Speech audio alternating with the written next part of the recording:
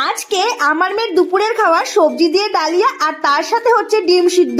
আজকে যেহেতু বিরিয়ানি করেছি সেজন্য ওর জন্য ডালিয়া করেছি, না হলে তো ওকে আমি ভাতই খাওয়াই দুপুরবেলা। আমার মেয়ে ডালিয়া থেকে ভাত বেশি ভালোবাসে, আমরা যে তরকারি খাই সেটা দিয়েই ভাত মেখে দিই, আর ও একটু ঝাল ঝাল খেতে পছন্দ করে। কালকে রান্না করবো খিচুড়ি, সেজন্য সমস্ত কিছু গুছিয়ে রাখছি। এই যে ছোলা বাদাম ভিজিয়ে রাখলাম, সবজি কেটে রাখলাম, আর এখানে দেখো আমার মেয়ে একটু জ্বালাচ্ছিল সেজন্য আমার হাজবেন্ড নাচ করছিল, আমি ভিডিও করে নিয়েছি, দেখতে পাইনি।